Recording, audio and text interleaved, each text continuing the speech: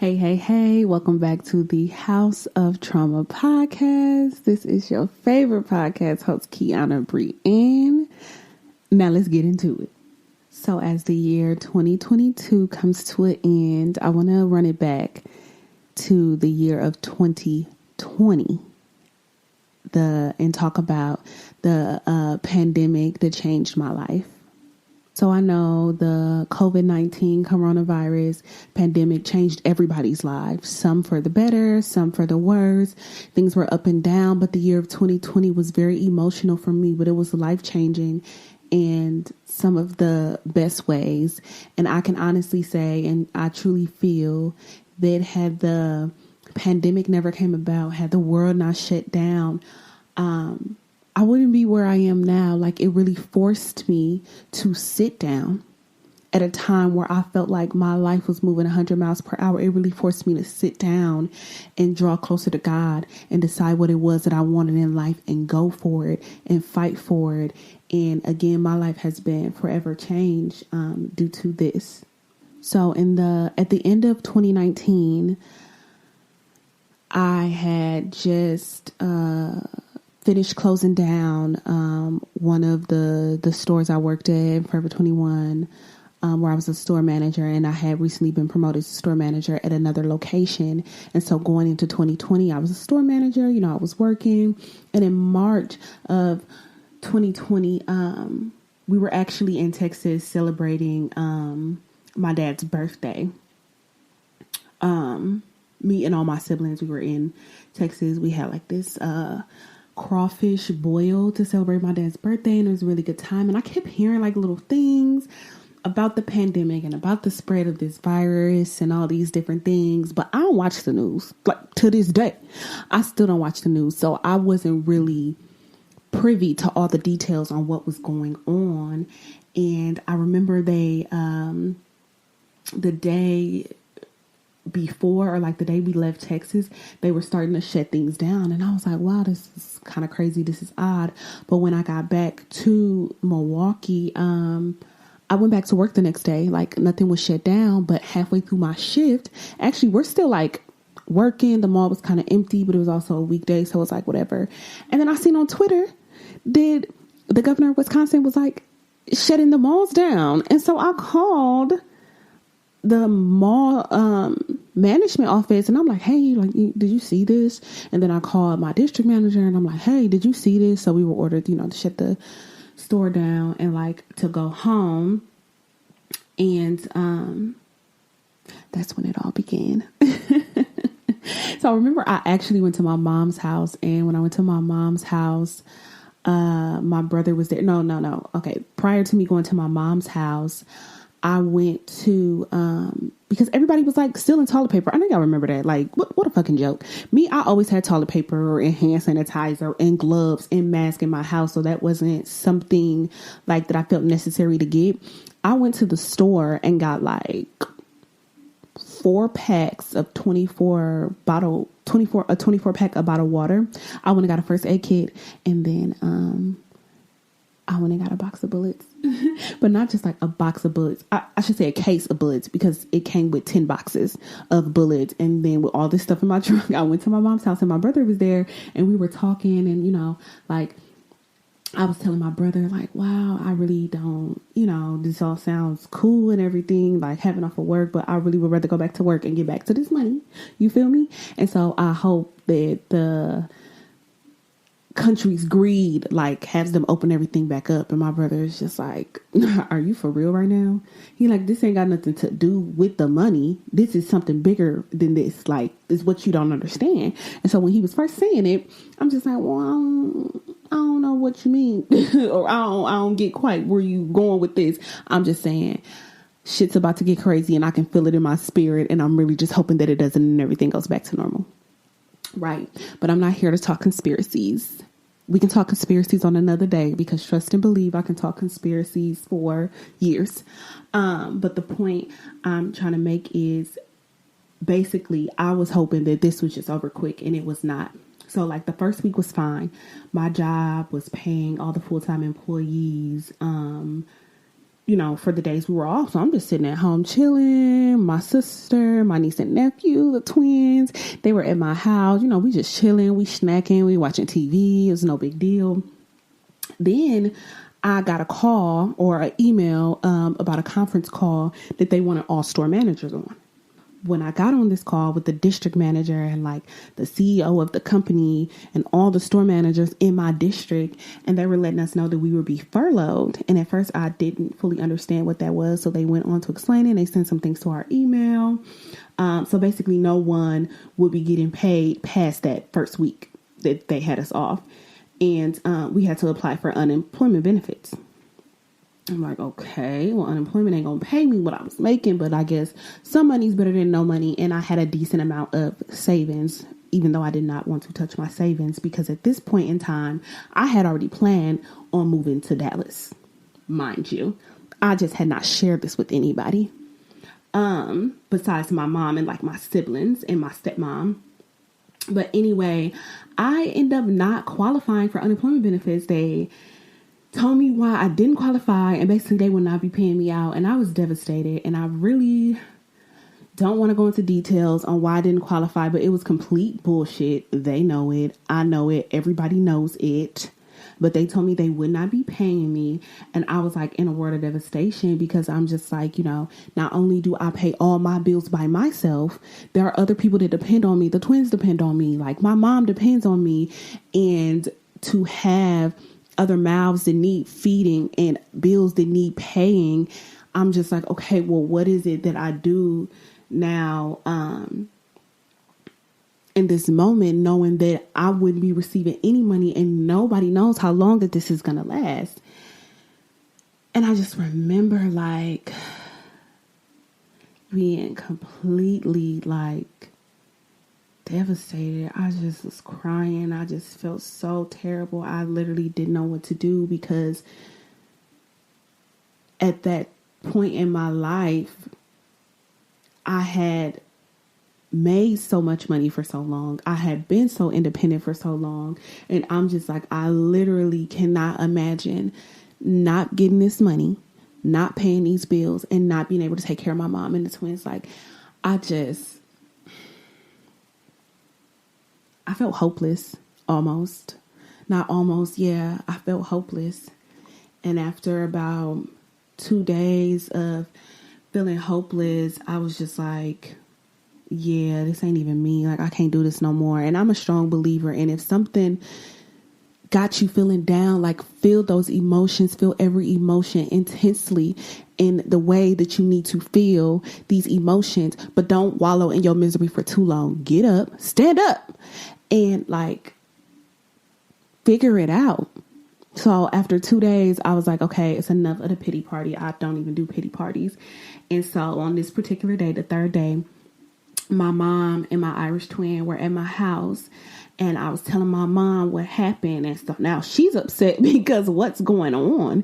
And she's like, absolutely not. She's like, I know you don't live a life where you don't have consistent money coming in. Like, come on now, be for real.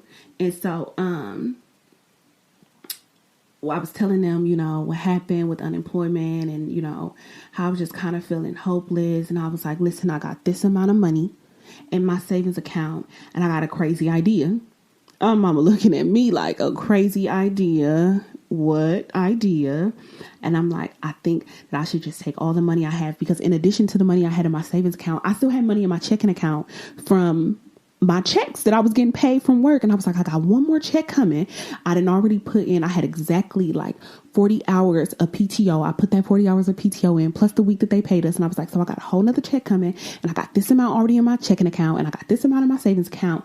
And I think I should take all the money and invest it in my business. I should invest it in Lolly Lips by Kiana and hope for the best.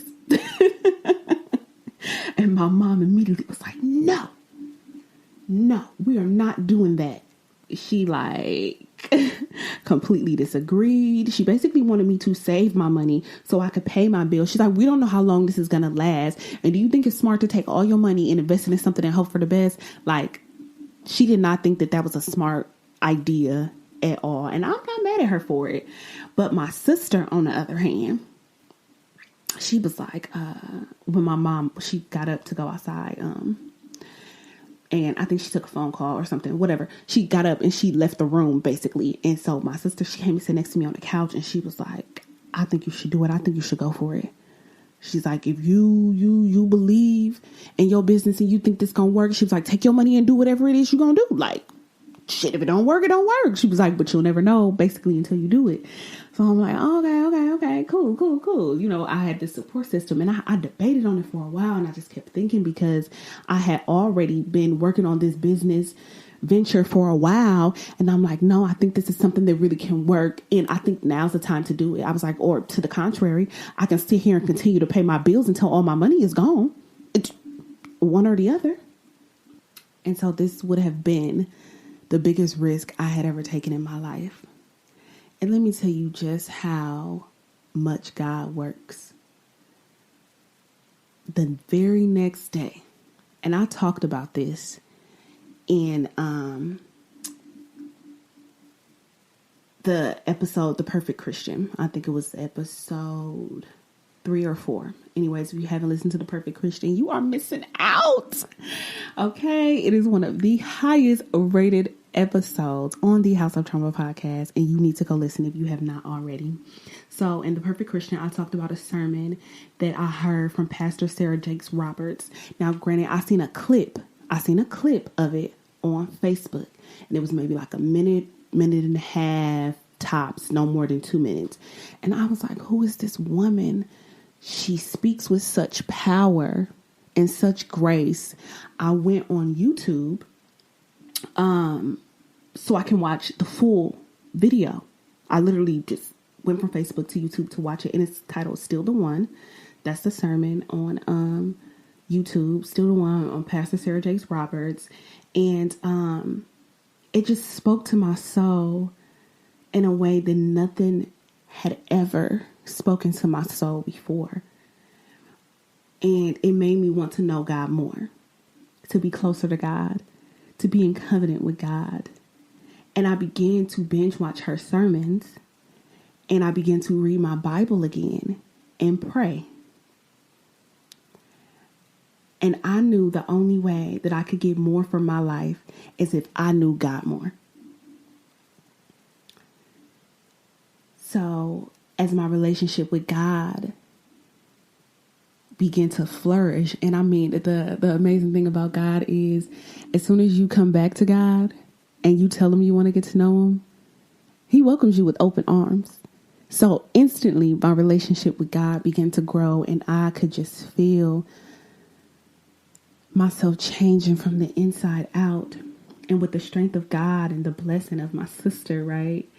God's blessing, my sister's blessing, and most of all, the strength of the Holy Spirit, I decided to pursue my dreams full force. At this moment, I was hungry, goal hungry, money hungry, and faith hungry. I spent countless hours researching business, marketing, business necessities, searching for vendors, and most importantly, perfecting my lipstick formula. Because if you don't know, I make all my lipstick and lip gloss by hand. Yes, these 2 hands here in my kitchen. And that is how I create every shade for Lolly Lips by Kiana. And I just it was nothing but time on my hands, right?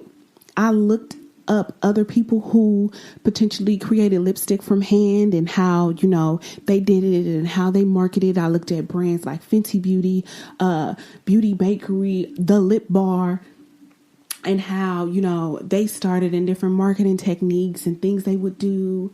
And I really dove deep into Black-owned cosmetics lines.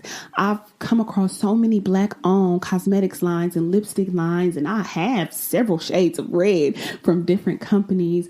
And I just really went head first. At that moment in time, nothing else mattered besides learning more about starting a cosmetics line, being an entrepreneur, and ultimately getting my business off the ground.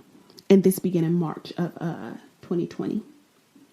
I stopped watching like Netflix. I stopped watching reality TV. I really stopped watching TV as a whole.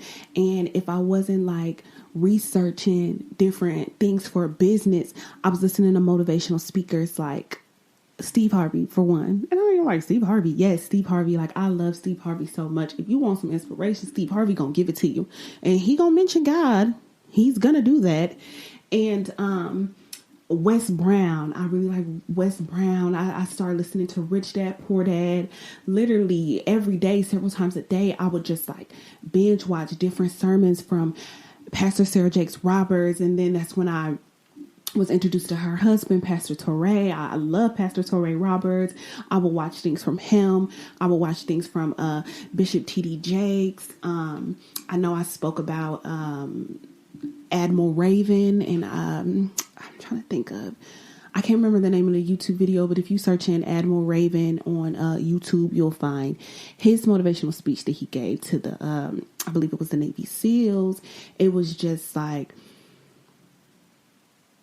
I needed to find motivation from every angle because like I said, I was hungry and I just wanted this so bad. Like I wanted to be an entrepreneur, but also I didn't want to be broke. Like I didn't want to not be able to pay my bills. I didn't want to not be able to support my family. I remember going to the store and I got 2 journals. I got one journal and I still have these 2 journals to this day. I got one journal and it was just going to be my journal. Like I just wrote anything that I wanted to write in that journal. And actually I have the journal right here. Let's see. At one point, I'm to get the journals and my other journal. So one journal was just like my regular journal. And then the other journal was my gratitude journal. So every night before I would go to sleep, I would write 3 things that I was thankful for, because it's super important to always be in the spirit, be in the energetic field of gratitude. Like even when I felt potentially that all hope was lost, I was grateful to just be in God's presence, that God was opening my eyes to new things. So I would write every night 3 things that I was thankful for. And one of the 3 things would typically involve God. It would involve Jesus, because during that pandemic, I never missed a meal. My lights were never off. My phone was never off. I always had a roof over my head. And for a very long time, I had no stable income. But God still provided me with everything I needed.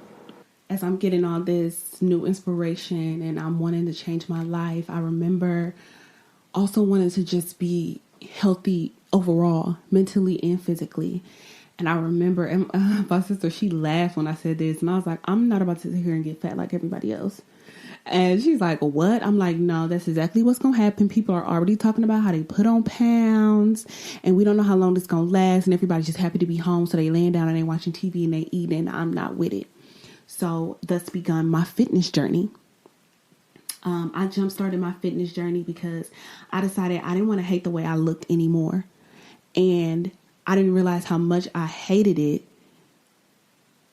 in that year until we were in the pandemic. And I was just like, damn, bitch, like you really put on some pounds. And I already spoke, about my fluctuation with my weight and my, what's the word I'm looking for? My challenges with my weight in the episode Starvation Nation. So you can go listen to Starvation Nation for more context, because I don't want to go too deep into it. But I ended up getting on the keto diet, which I had done keto diet several times prior to this. And I always see significant changes in my weight when I do the keto diet. But I decided to do the keto diet. And in addition to that, I was working out every day, sometimes twice daily. And I will watch people's fitness journeys on YouTube to get more inspiration and more motivation. And on the days where I was tired or I was exhausted or I didn't want to do it anymore, or I would look in the mirror and I wouldn't see changes, or I would get on the scale and I'd be like, man, I've been pushing and I only lost 1 pound, or I lost no pounds. Again, I would draw closer to God and just lean on the strength of the Holy Spirit within me to keep pushing. to stay focused on my fitness journey. And I would often take walks. Like I would walk for an hour, 2 hours, and I would just listen to sermons by Pastor Sarah. Like I would just walk. I had a dog at the time. Her name was Chloe with a K. And me and Chloe would just go on walks. Like we would just walk for hours. And I would just listen to Pastor Sarah. And I'm like getting my steps in. And I'm like losing weight and getting healthier. But I'm also feeding my spirit. And it was hard in the beginning to do both things. To really like tap back into something that I hadn't been doing consistently for a while. But as time went on, as the days went on, as the weeks went on, as the months went on, it became easier each and every day. And it started to become just my lifestyle. And within just 2 months, I had lost almost 40 pounds and I looked and felt like a completely different person. Like when people would see me for the first time after not seeing me for months and they're just like, oh my God, you look so amazing. I'm like, I feel amazing. I don't just look amazing. Like I feel amazing. So I jump started my spiritual journey and my fitness journey within the first 2 months of, being on lockdown in the pandemic. And again, I wasn't really in contact with anybody outside of my immediate family. So nobody knew these things were changing for me, really, but me. Like even being on the keto diet wasn't just something where I was like, oh yeah, I'm on a keto diet, everybody. Like, no, I had to let go of carbs. I let go of sugar. I let go of alcohol. I was intermittent fasting. Like I would only eat between the hours of 12 and 8. I would drink a green smoothie every day in the morning. I like up to my protein. Like it really took commitment, but I was so committed and I had no distractions. There were no distractions. Y'all could be on social media, but it's just like, okay, social media ain't going nowhere because we all sit in the same place doing the same thing. And social media just ain't fun no more when we ain't out. For me personally. So, yeah, it was definitely, even talking about it now, I'm just like, wow, it's definitely a different time. It was a wild time. It was a crazy time, but it was a good time. It was a good time for me, spiritually. And so with jump started my fitness journey and jump started my spiritual journey, by May, so now let's fast forward to May. We went from March to May. By the end of May, I was ready to go. I was ready to move to Dallas. I had this whole new perspective on life. Well, let me stop before I moved to Dallas. There was one more thing that was very impactful in my journey. And B. Simone.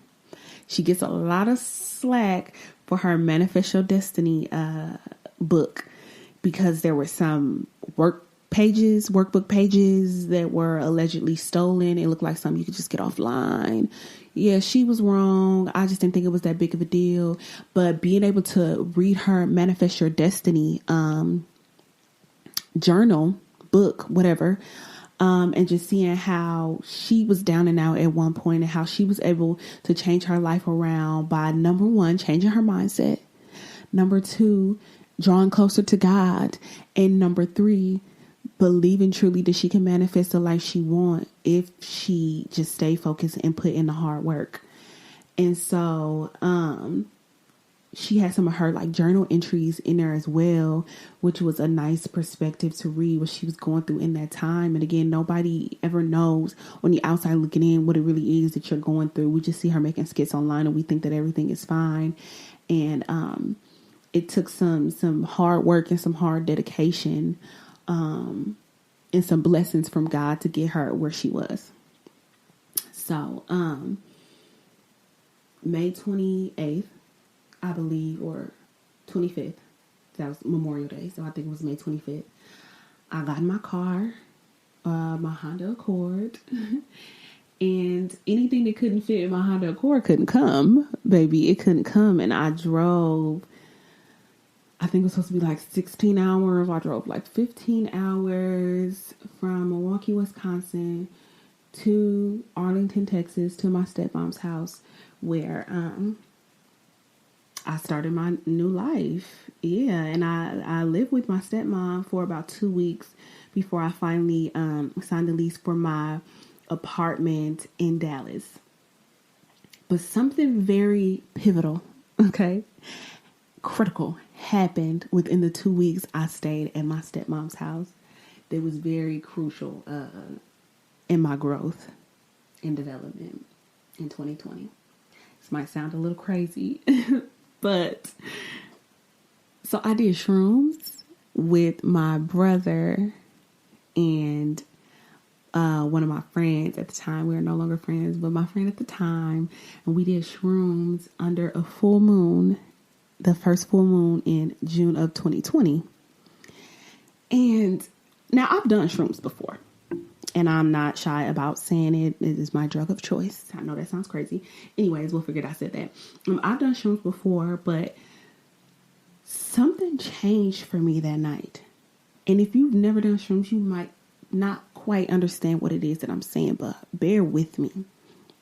So we know the shrooms is a hallucinogen, and it gets a bad rep, I think, because that episode of Family Guy when Stewie was freaking out, but I've never had a bad trip on shrooms. Anyways, something was different that time when I did it versus the other times when I did it.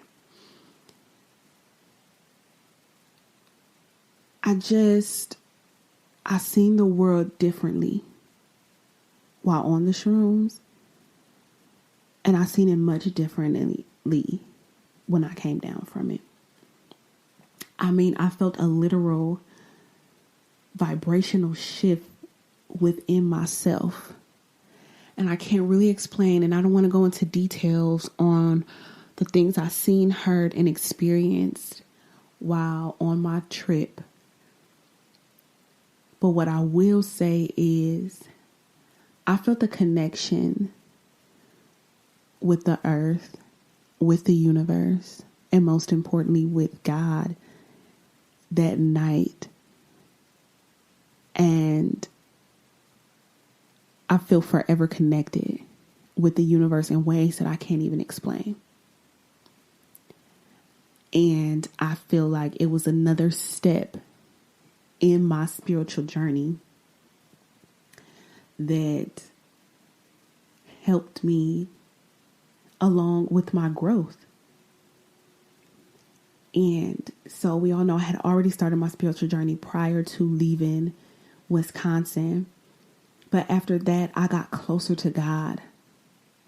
And my daily prayers and daily meditations, they were just different. Everything in life has been different since that night.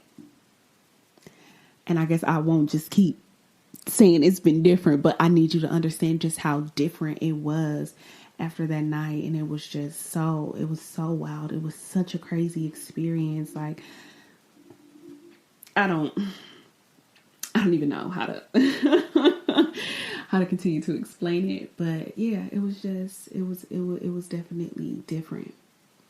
And so all the while since the shutdown in March, remember, I'm researching for my business. I'm buying supplies. I'm perfecting my formula. I'm working on marketing. I'm teasing. I had already launched before I left Milwaukee, Lolly lashes, 25 millimeter and 27 millimeter lashes that I named each pair after my sisters, their middle names. I have 6 sisters. I have 6 different styles, and I gave them their middle names. And it's so funny.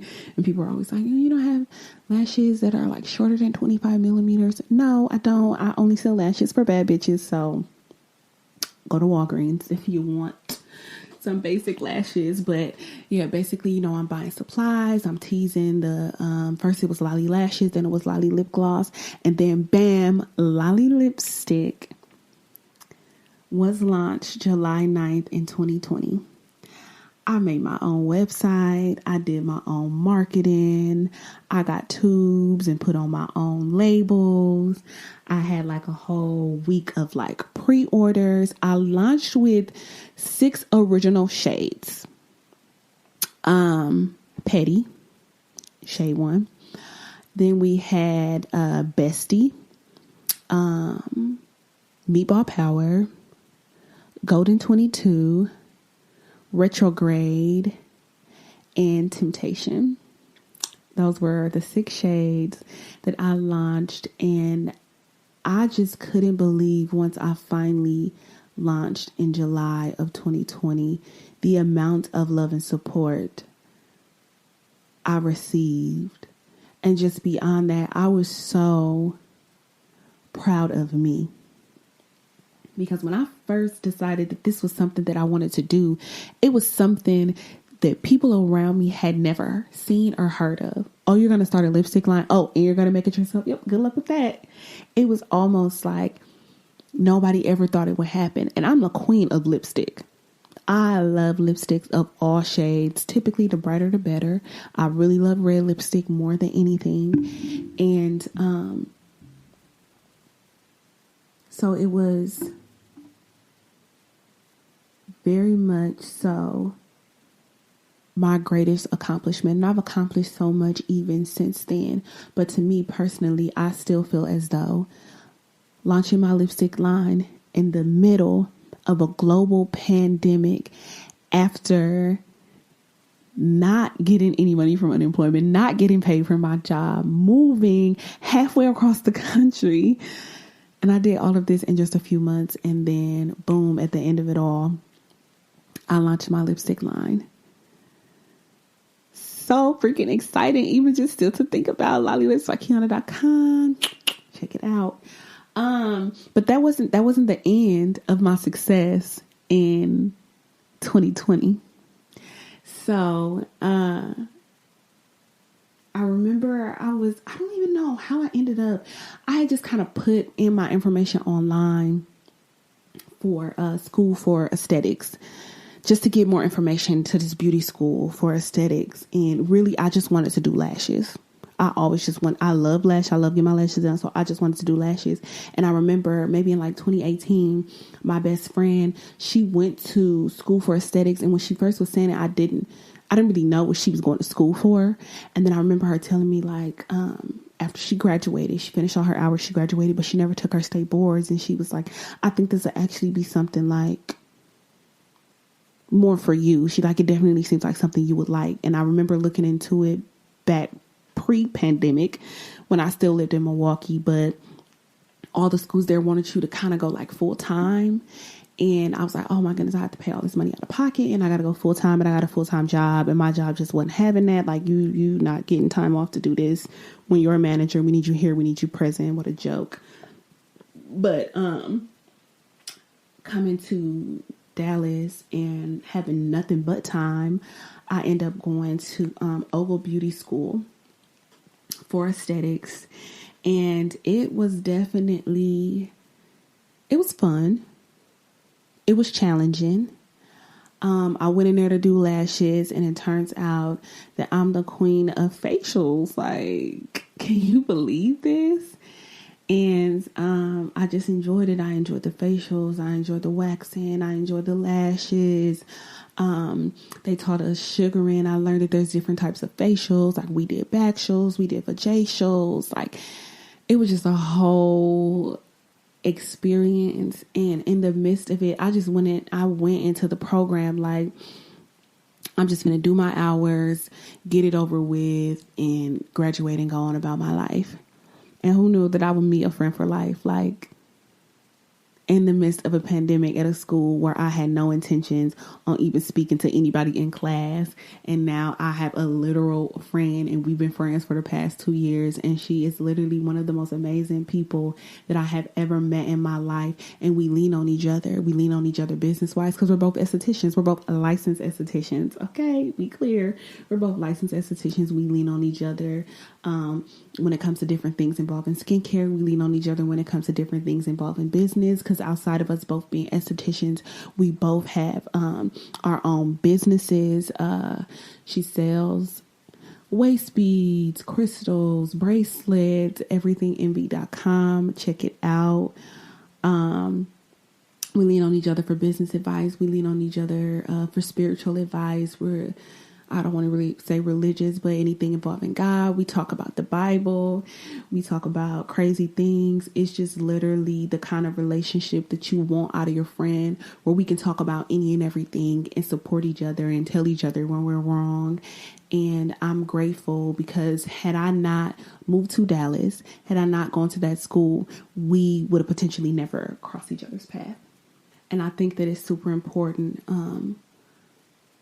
during such emotional times, such critical times as was 2020, to have people that you can lean on and take with you. When I left Milwaukee, I let go of people who I felt no longer served me. And I realized everybody doesn't deserve a seat at your table. And God told me that I was going to go places, important places, and I couldn't take everybody with me. And until I seen that and understood that and started to let people go, I would forever stay stagnant like I was. Yeah, I made good money. I lived a good life when I was in Milwaukee, but I wasn't necessarily happy in where I needed to be. I was stagnant because not only did I keep people around me who didn't deserve to go where it was that God was trying to take me, I had bad habits that I had to get rid of. And I honestly feel like had the pandemic never came around, would I still be a store manager at Forever 21 with these bad habits, with these bad people around? I moved and I changed my zip code and I changed my area code. And when I changed my number, I only gave it to my siblings and maybe like 3 or 4 friends. And I think 2 of the 4 people who I gave my number to, I don't even speak to now. And that's just how quickly people grow apart and things change, because once I began my spiritual journey, everybody didn't understand what it was. And like, they didn't understand, like, you talking about God, you doing this and you doing that. Like, they don't recognize this person. And some people, like my best friend, were able to adapt to the new me and be supportive of me, but other people weren't able to adapt, and that's why they had to go. And changing my environment and the people I associated myself with really played a pivotal role in my overall growth and development in the year of 2020 and so on. And so I try to keep that. Like, y'all know me, queen of detachment, anybody can go. But mainly if you're not aiding in my overall growth, then there's no reason to keep you around, because when you keep people around that aren't aiding in your growth, and then it's the contrary. They're kind of stunting your growth. And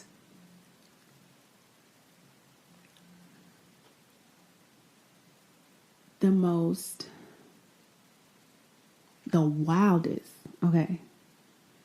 thing for me in 2020 was being able to accomplish all these things without working. Like, I walk by faith. I just put my trust in God. Everything I wanted to do, I took it to God first. What you think? Should I do this or should I not do this? And if I get God's okay, then I did it. And I just had to trust that God had my back. Like I said, I never missed a meal. My lights were never off. My phone was never off. I never not had a roof over my head. I remember telling my Dallas bestie, like, I don't know how these bills getting paid, but they getting paid. And we both laughed. Like, we had a good laugh because it was true. I moved into a $2,000 a month apartment, and my half was my half was actually, it was $900. It was $909 a piece. So not exactly $2,000 a month, but it was $2,000. Oh, I'm paying $900 a month, and that's just rent. I still had to eat. I still had to keep my phone on. I still had to do all these other things. Again, I got to keep my website alive. I got to buy new products. I had to put gas in my car so I can get back and forth to class. Like, it was a lot going on. And all it took me was building a relationship with God for God to make a way. Because remember back in 2018, when my best friend told me she thought I should go to school for aesthetics, I couldn't, or I felt like I couldn't, because number one, I was like, dang, this is kind of like a lot of money to pay for it. And I'm like, my job not going to give me that off anyway. And I actually can't afford to take it off because I got bills to pay. But I wasn't right with God then. When I got right with God, he opened up all the doors necessary for me to do the things that it was that I needed to do. Because I never went back to work in 2020. I didn't get a job. I worked up until March 15th of 2020. And I was still able to move halfway across the country, launch a business, go to school, and live my best life. If you follow me on social media, you know the end of 2020, I was living my best life. I was out every night of the week, and I was eating good. Literally, my tab was like I don't even want to get into it. I don't ever miss my dad was supposed to say we don't ever miss a meal or a drink. We was eating good and we was drinking better. And I think I finally got a part-time job at a hookah lounge in 2021. And that was because I just wanted to be a bottle girl. But I ended up getting hired as a hookah girl. And it was fun for the 2 months I was there. And I got to drink and smoke for free on the job. And I got to meet a lot of different people where I can network my business. Like, yeah, I'm a hookah girl, but actually, I have my main job. I got my own lipstick line, and I'm actually a licensed esthetician. Like, it was a networking opportunity. That job was for fun. And I can't help but put emphasis on this all started with me getting back in good graces with God. And not to say God like shunned me, but just getting back in covenant with God. That was so important. It was so important to me. And it was so important, so critical for my life. 2020 was a wild year. It changed the entire dynamic of the world as a whole. People lost their lives. People lost their jobs. People lost their homes. People lost their minds. But for me, the pandemic changed my life for the better. I gained a relationship with God. I lost weight and gained love for myself. I gained friendships. I moved to a new city. I launched a business. I went to school and got a state license for aesthetics. I begun my spiritual journey, my fitness journey, my self-love journey, and my life has been forever changed in all the best ways because of it. And I can sit here all day and I can go on and on about just how thankful, absolutely thankful and grateful I am for that opportunity. Because just when I thought the world was moving too fast for me to catch my breath, God stopped it all. And He gave me a life-changing opportunity. And I picked up my Bible. I walked by faith. And not only did I change my life, I changed my family's life. Because the seeds I planted in 2020 are still growing this year and will continue to flourish next year and in the years to come. Yeah. The pandemic definitely changed my life. And I know nothing in this world ever comes easy and without sacrifice. But if you don't take anything else from this episode, take this. Matthew 6:33. Seek first the kingdom of God and His righteousness, and all things will be added on to you. I had to take that time to get to know God again in order to grow my faith and be able to walk by faith so that I could change my life. I had to change my mind first to even be open to this idea. So yeah, the pandemic changed my life. What did it do for you? My name's Kiana Brianne, and this is the House of Trauma podcast. I'll see you next week.